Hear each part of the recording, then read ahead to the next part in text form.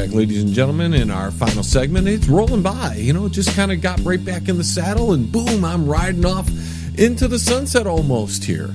But before I do, we have about 15 minutes or so before the end of the broadcast, and I'd like to talk about Pocahontas. Yes, Elizabeth Warren. She has now launched her presidential campaign officially this past Saturday. Woo! Pocahontas is running for president, even though, she really isn't Pocahontas, and that, she used that to her advantage. Wonder if I could use that little bit of Cherokee I have in me to my advantage. I doubt it. But anyway, she got where she is today by applying for, through affirmative action, because she used her supposed Indian heritage to help her, get into places. Hey, more power to you, right? Well, what's also great is that at her rally, she gave polling numbers suggesting fairly wide public support for plans like hers to tax the rich to death. Except the polls were from like the Politico and a lot of left-leaning news organizations. So, yeah, their polling data would probably show, because their viewer and listenership, tends to be a little more on the left there. So because they're a little more left-leaning, they tend to, want to steal as much money from other people, and especially the rich people, as possible. So we have that. She's running, the prospects for the Democrat Party in the 2020 election is awfully bad. Right now, I'm looking at it. Trump is still the best candidate of all the candidates that have publicly made their campaign for the presidency known to us. I look at it, and you got Kamala Harris. Please, no, thank you. After what we saw at the hearings for Judge Kavanaugh, that was enough to tell me that Kamala really isn't a person you want running the country. We've got Pocahontas, Elizabeth Warren, she wants to run. Even Hillary says she might be making another bid at the presidency. And I'm looking at the list that has come out. I think Bernie's coming out. A couple other people have come out. And I'm like, if I have this choice of people, Trump's still the best option. Which is shocking that the Democrats can't figure out that their insane hard left base that seems to be running the whole damn thing is not something the whole country wants. They talk about compromise. They didn't do any compromising while Trump had all the power with the House and the Senate. They did no compromising there. They fought everything. They complained. They sent protests out. George Soros paid money to get a lot of that done. Yet when they finally get back into office only a few years later, because the American people think that was a good idea, the first thing they talk about is the right, everybody else compromising to their beliefs, yet they did zero compromising whatsoever. So that's where we're headed there. As I said, I don't see any of the choices available at the moment, because I already done a lot of studying on these rehashes. Nobody's new. Nobody's fresh. Nobody's good. I see nobody that's better than Trump, in my opinion, which is a sorry state for the country, actually. Let's change gears, because I thought this was a very interesting story that recently came out. And it dovetails, it kind of touches on something we did in our banger verse That's a little radio skits, radio drama, radio theater stuff we do here on the John LeBang Show from time to time. You can catch a lot of that in the second hour, as we're going to be doing that for the time being, is replaying some of the actually the entirety of the Bangerverse, which is going to take you right up until April to make that happen. And then we'll have some brand new broadcasts to hit you up right there at the end. But we there, especially our scientist geek, Nerd Eye McGeek, he created alcohol, beer, from pot on the show. Well, apparently people they're calling scientists are racing to make pot-like booze, pot-like alcohol, so you can drink it.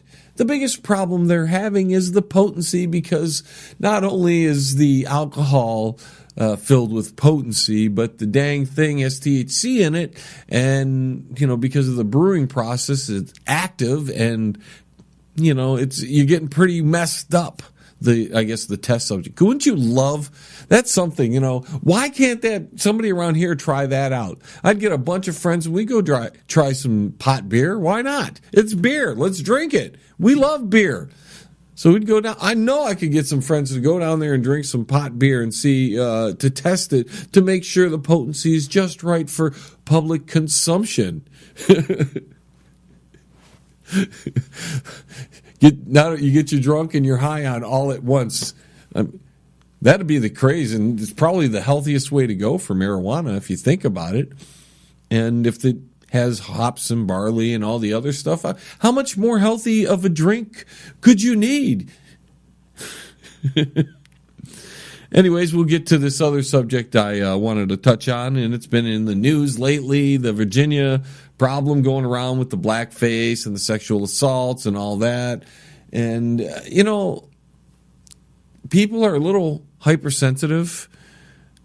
I don't see as much of a, I get why people are angry about this, because the Democrats have made everything about race for so long that we're hypersensitive about it. But they are college pictures, and they were, doing the Halloween thing or whatever. I don't know if it's as big a deal as it should be, and it could be just some kind of distraction to get your mind and your eyes focused over here while something else is going on over there. Now, the Democrats deserve all the consequences that come from this, because they are the ones that have just put a giant spotlight on race and the differences between race, and they've divided us, and they've tried to cause conflict between communities. And I know they're going to say, no, they haven't, but their actions would lead to that, and you have to be responsible for your actions. So yes, when communities get burned down because you say this about some group and it fires up another group, then you're partially to blame, you Democrat Party. I know you don't want to accept that responsibility, and well, we're going to hold people responsible who aren't being responsible.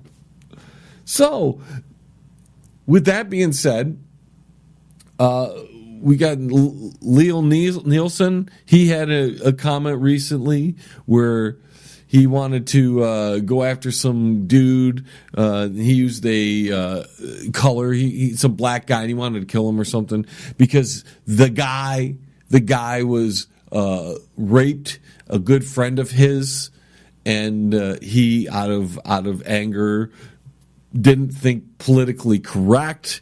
Again, I think he would be more of a vigilante. I don't think he's doing it out of racism. And if the person's race happens to be a certain thing, and he says, I want to get that certain thing, that's not really racism. That's more, hey, I want that bugger right there, and I want him because he committed something against my friend, and I want vengeance for that.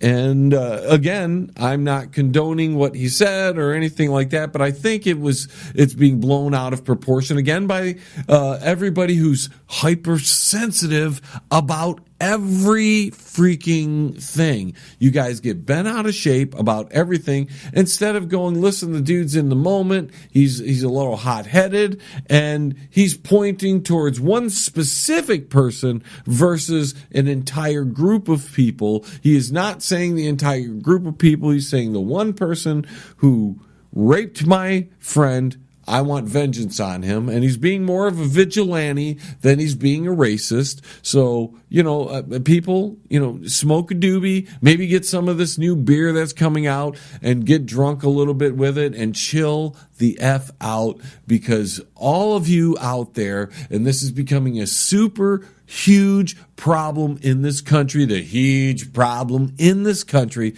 is the hypersensitivity that we are experiencing. Stop it. Get a little grip on yourself. Remember, it used to be sticks and stones may break my bones, but names, which means words, will never hurt me. They're just words. They were created at one time, and we have freedom of speech in the United States, or at least a form of it. So when these certain things come up, think about maybe he's not thinking straight, or maybe he's just pointing to one person. Ooh, making noise here in the studio, and he's not condemning an entire race of people. He's probably just mad at the bastard that raped his friend. And if we can't get over this, why, let's get over hypersensitivity by sharing a few laughs and laughing at our differences more than getting pissed off at our differences.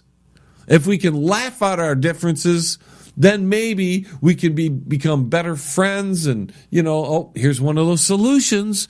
If we could just laugh at our differences and have fun with each other and just have and stop being so hypersensitive, we as Americans may not, get so divided as we are today. And we got to stop listening to the mainstream media, the Democrat Party, all these people who try to divide us, who emphasize our differences for the purposes of riling us up. If we're going to talk about our differences, let's have a little fun with it.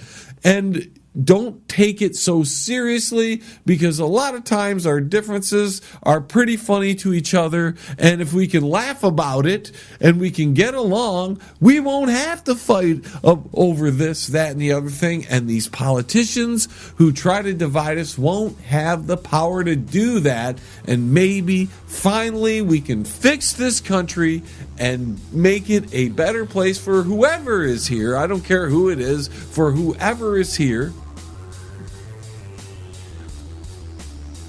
That's my lecture for this evening, because we're up against the end of the show, ladies and gentlemen. Thank you so much for tuning in, and we'll see you again next week on this broadcast. You'll be hearing us regularly again.